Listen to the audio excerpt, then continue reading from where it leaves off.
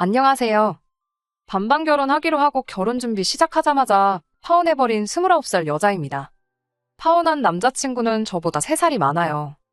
각자 비슷한 업종에 종사하고 있고 그러다 보니 서로 통하는 게 많아 연애를 시작하게 되었습니다. 1년 만에 연애 끝에 청혼을 받아 결혼하게 되었어요. 결혼 이야기 나오고 서로의 재정 상황에 대해 이야기를 나누다가 서로 모아놓은 돈의 액수가 비슷한 것을 알게 되었습니다. 사실 그 금액이 많지는 않아요. 남자친구 5천, 저 6,500이었습니다. 굳이 따지고 든다면 제가 1,500만 원 더 해가는 거긴 하지만 그래도 그동안 데이트 비용 중에 남자친구가 더 냈던 부분도 있고 중고차긴 하지만 남자친구는 자동차도 가지고 있는 데다 저랑 놀러 다니면서 감가도 조금 되었을 테니 그 부분에 대해선 따로 짚고 넘어가지 않기로 했어요.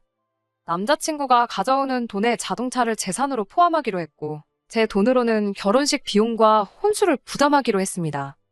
신혼집 구하는 과정에서 모자란 돈은 이자 부담이 있을지라도 그냥 대출을 받아서 구하기로 했습니다. 제가 고집도 세고 어려서부터 기가 세다는 소리를 많이 들었어요.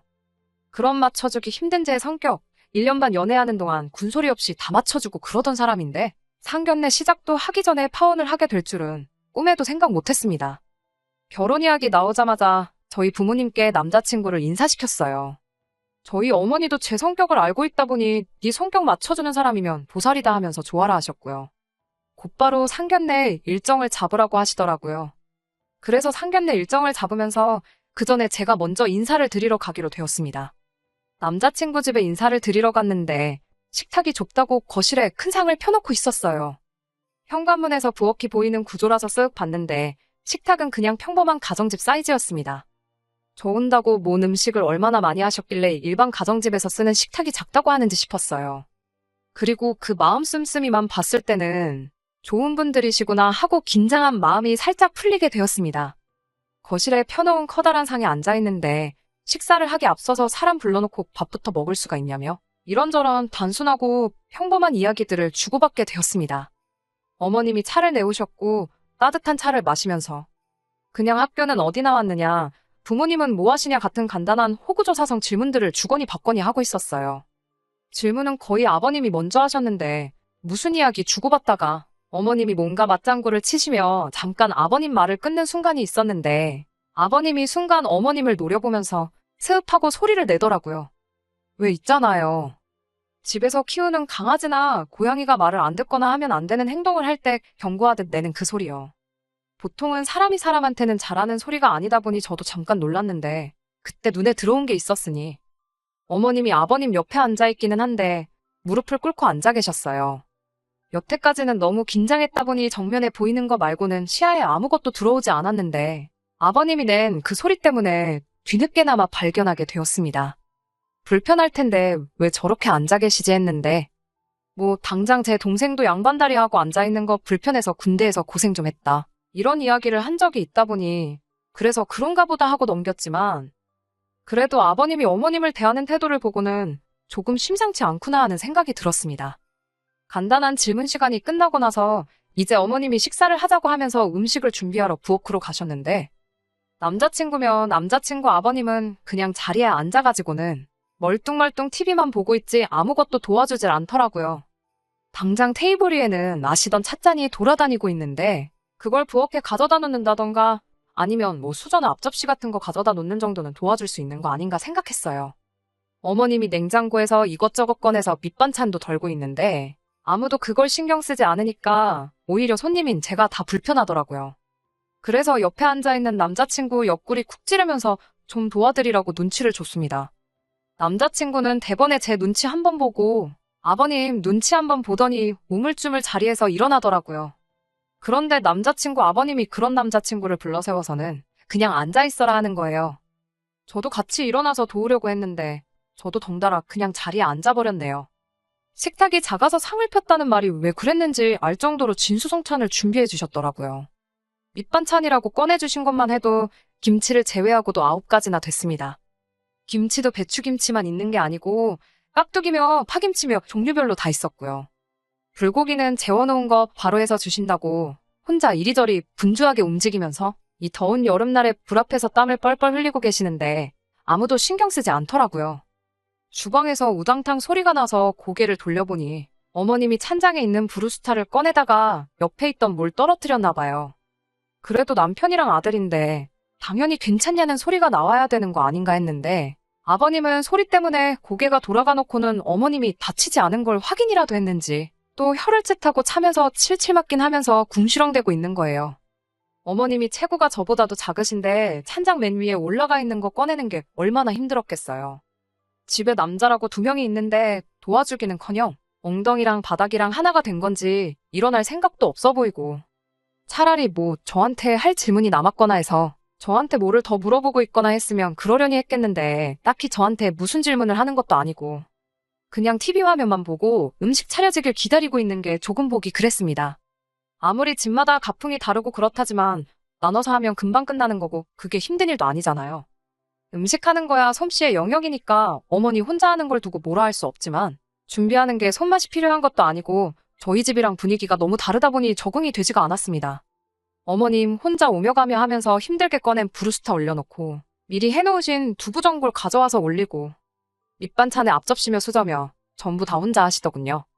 전골이라 냄비도 꽤나 무거울 텐데 아무도 도와줄 생각이 없는 걸 보니 참 놀랄 노짜였습니다. 이럴 줄 알았으면 그냥 밖에서 뵙자고 할 걸. 결혼 허락받는 게 꼭 집에서 하라는 법도 없는데 당연히 집에서 보기로 정했나 싶고 괜히 제가 죄송스럽기까지 했네요. 아무튼 이래저래 식사 준비가 끝이 나게 되었고 어렵게 식사를 시작하게 되었습니다. 식사하는 도중에 아까 방금 전 남자친구 어머님이 아버님이 쓱 하고 눈치를 준다고 대화하다 끊었던 화제를 두고 어머님이 저한테 다시 못했던 질문을 하셨어요. 식사하면서 저도 물어보는 질문에 대해 이래저래 대답하면서 대화를 나누고 있는 와중이었는데 아버님이 난데없이 어이 하고 팔을 뻗어서는 어머님 얼굴 앞에다가 국그릇을 가져다 대더군요. 어머님은 그걸 또 자연스럽게 아버님이 내민 국그릇을 받아들어서는 두부전골을 떠서 주는데 식탁이 작아서 큰 상을 준비했다고 해도 식탁보다 조금 더 클 뿐이지. 무슨 조상님 제사상만한 상도 아니었거든요. 게다가 전골은 밥상 딱 정중앙에 위치해 있고 상석인 아버님 자리에서 제일 가까운 데다가 국자도 냄비에 같이 들어있었는데 심지어 저랑 한참 대화를 나누고 있던 와중이었는데 기어이 그 국물 좀 떠달라고 밥그릇을 내미는 걸 보니 말도 나오지 않았습니다. 계속 머릿속으로 우리 집 아니다, 우리 집 아니다, 남의 집이다 하고 대수롭지 않게 넘기려고 노력했습니다. 제가 뭐라도 된다고 솔직히 밑반찬 9가지에 전골에 불고기까지 솔직히 준비하는 거 보통 정성이 아니잖아요. 식사 준비할 때 꼼짝도 않는 걸 봐선저거 준비하는 동안 안 도와줬을 거 안 봐도 뻔했는데 국이 싱겁니 불고기가 짜니 불만은 또 어찌 그리 많은지. 여태까지 꼬라지를 보면 당연한 소리겠지만 식사가 끝나고 나서도 남자친구나 남자친구 아버님은 엉덩이를 바닥에 접착제라도 붙여놓았는지 꿈쩍도 않고 멀뚱멀뚱 앉아 있었습니다. 제가 먹은 그릇 정도는 제가 직접 치워도 되지 않겠나 싶어서 먹은 그릇 모아서 싱크대에 가져다 놓는데 한참 정리하느라 바쁜 어머님한테 남자친구가 또 한마디 하더군요. 엄마, 나 물 줘. 하면서 물을 찾는 겁니다. 어머님이 물을 어디 숨바꼭질 한다고 숨겨둔 것도 아니고 버젓이 정수기에 컵만 가져다 대면 나오는 걸 가지고 자리에 앉아서 꿈쩍도 안 하면서 어머님한테 그걸 시키는 거예요. 어머님은 또 대수롭지 않게 컵에 물 받아서 남자친구 가져다 주고요. 밥상 정리도 끝나지 않았는데 남자친구 아버님이 밥 다 먹었으니 과일 좀 깎아서 내오라고 명령조로 말하는데 어머님은 거기다 대고 내내하고 대답하더니 밥상 정리 다 하고 또 거기서 과일을 준비하기 시작하더라고요. 과일 준비하고 나서 남자친구 어머님은 혼자 식탁에 앉아가지고 그제서야 숨 좀 돌리시는 건가 싶었는데 과일 껍질 벗겨내고 붙어있는 자투리를 살살 발라내서 그걸 드시고 있는 겁니다.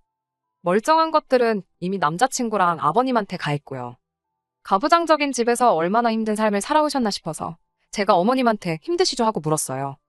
그런데 여태까지 남자친구 아버님이 부리는 갑질에도 대꾸 한마디 없으시던 분이 표정이 바뀌시더니 이게 힘들긴 뭐가 힘드냐고 하는 겁니다. 이게 다 내조라고 하면서 여자가 잘해야지 집안이 기강이 서는 거라고 하면서 행여나 우리 아들하고 결혼하면 우리 아들한테 집안일 시킬 생각은 하지 말라고 하더군요. 여자는 모름지기 살림에 충실해야 한다고 나가서 돈 얼마 벌어와봤자 어차피 애 낳고 나면 애 키워야지 않겠냐고 괜히 그 몇 푼 안 되는 돈 벌겠다고 나대봐야 가정이 잘 돌아가지 못한다고 저한테 엄중한 경고를 하는 겁니다. 당신 오늘 하는 거 다 받지 않느냐고. 앞으로 살면서 감정 상할 일이 한두 가지가 아닌데 다툴 일이 생겨도 남자가 져주는 것보다 여자가 져주는 게 더 쉽다니. 가정이 화목하려면 여자는 필요할 때면 벙어리로 살고 장님으로 살고 그래야 한다는 거예요. 몇 시간도 안 되는 시간 있으면서 가부장적인 남자친구 집에서 어머님 혼자 고생하시는구나 생각할 필요조차 없었던 겁니다. 남자친구 어머니는 이미 종로를 식모노릇 하면서 사는 삶이 당연하다고 납득하고 살고 있는 듯 했고, 나아가서는 그런 삶을 저도 당연히 살아야 된다는 식으로 강요하기까지 시작한 거예요. 아들 자식이나 남편인 아버님한테는 찍소리도 못하고, 국 떠달라면 국 떠주고, 물 가져오라면 물 떠다 주고 하시던 분이, 그래도 얼마 뒤에는 며느리가 된다고 저한테는 구구절절 이런저런 소리를 다 하더군요. 결혼하면 하루빨리 직장 그만둘 생각하고 아들 내조할 생각부터 해라. 애가 입맛이 까다로워서 밥도 같이 한 거 아니면 안 먹으니 혼수로 밥솥은 살 필요 없겠다 하면서 반찬도 이것저것 많이 해주신 게 저 먹으라고 해준 게 아니고 솜씨 자랑하려고 해줬던 것도 아니었어요. 오늘 먹은 것들이 다 우리 아들이 잘 먹고 좋아하는 반찬들이라고. 국은 아무거나 해줘도 다 잘 먹으니 식사 때는 꼭 국 하나에 반찬 3개씩은 해서 챙겨주라는데 솔직히 너무 당황스러워서 대답도 나오지가 않더라고요. 그리고 그때 이 집구석에 며느리로 들어오는 게 내 창창한 팔자를 내 손으로 다시는 풀을 수도 없게 꼬아버리는 거라는 확신이 들었습니다. 그냥 이 지옥 같은 시간이 빨리 가면 좋겠다고 마음속으로 기도만 하고 있었습니다. 결혼하면 남편 하나만 바라보고 살아야 되는 거라고, 앞으로 친구도 만나지 말고 남편 부담스럽지 않게 친정과도 연락을 줄이라는 말에도 영혼 없이 대답만 하면서 넘기고 있었는데, 당신 힘들게 살아온 종로로 식모살이를 그대로 저한테 대물림을 시켜주려는 건지 이야기가 끝나지 않았어요. 듣다가 결혼하면 이제 시댁 식구가 되는 거니 되도록 친정 멀리하고 죽어서도 시댁 귀신이 돼야 한다는 이야기가 나왔을 때 결국 터져버려서 자리 박차고 일어나서 그냥 이 결혼은 못하겠다 말하고 황급히 남자친구 집에서 뛰쳐나왔습니다. 그래도 어른들 계시는 자리라고 어떻게든 그 자리에 붙어 있으려고 노력했는데 계속 내내거리고 대답만 해봐야 저만 계속 우습게 보이겠거니 싶더라고요. 그래도 남자친구라고 제가 갑자기 폭발해서 뛰쳐나가니 갑자기 왜 그러냐며 저를 잡으러 오더군요. 그걸 말해줘야 아느냐고 말했는데 남자친구는 말 안 해주면 자기가 어떻게 아냐며 되려 성질을 부리네요. 진짜 몰라서 그러는 것 같아서 남자를 무슨 안을 모시듯이 떠받드는 집에서 자란 외동아들하고 결혼하는 건 아무래도 아닌 것 같다고 딱 잘라서 이야기를 하니 남자친구는 뭘 그런 걸 가지고 그러냐며 대수롭지 않게 넘기려고 하더군요. 아버지가 좀 보수적이고 찔러도 피 한 방울 나지 않을 것 같은 건 자기도 알고 있다고 하더군요. 하지만 글쎄요. 처음에는 아버님이 너무하긴 했지요. 그런데 제가 아버님하고 결혼하는 게 아니잖아요. 집안 분위기가 보수적이고 가부장적이고 솔직히 제가 남자친구 부모님 모시고 살 것도 아니니까요. 그리고 남자친구한테 어머님이랑 단둘이서 아주 잠깐 동안 사이에 나눈 이야기 때문에 이 결혼 못하겠다고 결정한 거라 말했습니다. 당신 어머니처럼 살고 싶은 생각은 눈꼽만치도 없다고. 식모살이 대물림 받는 게 뭐 좋은 거라고 꾸역꾸역 결혼해서 내 팔자 내가 꼬아버리겠냐고 말했어요. 그러니 남자친구가 한숨을 땅이 꺼져라 푹 쉬면서 한다는 소리가 아주 가관이더군요. 지금이야 그렇게 사는 인생이 싫겠지만 어차피 결혼하고 그러면 당연히 우리 사이에 아이가 생기지 않겠냐고. 아이 생기면 자동적으로 그렇게 될 거랍니다. 애는 엄마가 키워야 하니 그때 가서는 회사도 그만둬야 할 텐데. 지금은 우리 엄마가 한 말이 이해가 안 되고 납득할 수 없겠지만 나중 가면 그게 당연한 거라고 하더군요. 어차피 전업주부가 되면 너가 다 해야 할 일들이고 틀린 말이 하나 없는데 뭐가 문제냐는 겁니다. 그리고 자기는 아버지랑 달라서 집안일 하는 것도 좋아하고 힘든 것들은 다 도와줄 거라고 하더니 너 전업이 뭔 말인지는 알지? 라고 재차 저에게 확인을 하듯 질문을 던지더군요. 어차피 애 태어나고 집에 있게 되면 너가 도맡아 할 일이고 애 키우면서 살림하고 바쁘면 친정에도 자주 못 가고 그렇게 되는 거라고. 그냥 어머니가 옛날 분이라서 시댁 귀신 어쩌고 하면서 말을 겁주듯이 한 거지. 그렇게 되는 게 자연스러운 일이라고 혼자 또 강연하듯 나불대고 있는데 너무 어이가 없어서 나불대는 주둥이를 손바닥으로 한 대 후려쳐버렸네요. 애는 뭐 엄마 혼자 만드냐고. 아이가 엄마 품에서 크는 것도 맞지만 아빠 품은 없이 키울 거냐. 부모 품에서 크는 게 자식이지 않냐고 한마디 해줬네요. 전업주부 하는데 나는 전업주부 할 생각도 없고 내 경력 유지할 거라고. 그리고 애초에 우리 꼴랑 1억 가지고 시작하는 거나 마찬가지인데 어디 뭐 반지하에서부터 시작하려고 그러는 거냐고 했습니다. 네 월급 외벌이로 대출이자의 생활비며 네 말대로 곧 태어난다는 자식들 교육비에 우리 노후까지 감당이나 되겠냐고 했어요. 대출이자의 생활비만 해도 모자랄 월급 가지고 전업주부니 뭐니 떠들지 말고 당장 주제 파악부터 하라고 했네요. 집안일 도와주겠다는 말부터 입에 침이나 바르고 거짓말 하라고 했습니다. 당장 엄마가 밥 차려서 입안에 떠넣어줄 때까지 꿈쩍도 안 하고 있던 게 뭔 집안일이냐고. 차려준 밥 다 처먹고 나서 엄마한테 물 떠달라는 놈이 집안일 도와주겠다는 소리를 하고 있냐고 했습니다. 결혼 허락받으러 온 날에 파혼까지 결심했는데 그게 오로지 너네 부모님만의 문제겠냐고 했어요. 오늘 너네 부모님이 무슨 행동을 하고 무슨 말을 했건 간에 너가 나한테 확신을 줬다면 이 결혼 나도 긍정적으로 생각했을 거라고. 부부 사이에 믿음이 중요하다는데 너는 믿음은커녕 오히려 인간 밑바닥의 끝을 보여줬다고 쉴 틈 없이 쏘아붙였습니다. 그러니 남자친구도 제 말을 하나하나 듣다가 얼굴이 점점 시뻘개져가지곤 세상이 어디 네 뜻대로 돌아가는 줄 아냐고. 예로부터 남자가 돈 벌어오면 여자가 살림하고 애 키우고 하는 게 세상의 이치라고. 너야말로 주제 파악 못하고 생각머리 고치지 않으면 평생 결혼은 물 건너간 거라고 저한테 악담을 퍼붓더군요. 누가 할 소리를 하고 있냐고 어디 한번 평생에 걸쳐서 찾아보라고 했습니다. 시어머니한테 바톤 넘겨받아서 아들 밥 챙겨주고 뒷바라지 해주려고. 자기 인생 던져버리고 너한테 시집올 여자가 어디 있겠냐고요. 제 뒤로 뭐라뭐라 혼자 떠들던 남자친구 뒤로 한 채 저는 그냥 집으로 돌아왔습니다. 집에 돌아오니 어땠냐고 어머니가 궁금해하시길래 그냥 그날 있었던 일 하나도 빠짐없이 싹 다 이야기해줬어요. 어머니는 놀라서 말도 잇지 못하고 헛웃음만 지으시더라고요. 요즘 세상에도 그런 집이 있냐고 어머니도 평생을 살면서 그런 사람들은 처음 봤다고 하시더라고요. 그나마 다행인 건 결혼 준비가 더 진행되기 전에 미리 알고 파혼하게 돼서 다행이라고 조상신이 도왔다고 하시네요.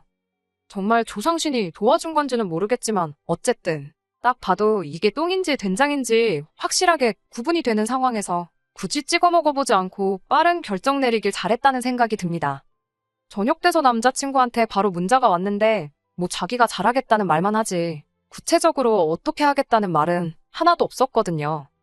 잘한다는 말 믿고 결혼했다가 평생 후회할 일 있냐고 앞으로 볼 일 없으니까 구질구질하게 연락하지 말라고 했어요. 거기서 전화 끊고 딱 쿨하게 끝냈으면 좋으련만 제가 구질구질이란 단어를 꺼냈다고 걸고 넘어지면서 성질을 부리길래 지금 누가 누구한테 성질을 부리는 거냐고. 그 나이에 여태껏 모은 전재산 5천만 원 가지고 어디 한번 평생 조선시대 방불케 하는 꽉 막힌 집구석에서 오매불망 남편 퇴근만을 기다리며 밥 해주고 뒷바라지 해주고 하늘처럼 떠받들어줄 그런 사람 실컷 찾아보라고 속 시원하게 한마디 해줬습니다. 나는 나대로 내 인생 살 테니까 신경 끄고 잘 살라고요. 그래도 속에 있던 말 남김없이 싹 다 내질러버려서 후회는 없습니다. 아직도 누가 파혼에 대해 저에게 물어본다면 속 시원하게 한 점 후회도 남지 않는다고 자신있게 대답해 줄 수 있을 것 같네요. 끝까지 들어주셔서 감사합니다. 오늘의 사연은 여기까지입니다. 구독과 좋아요, 알람 설정 부탁드리고 더 좋은 사연으로 다시 찾아뵙겠습니다. 감사합니다.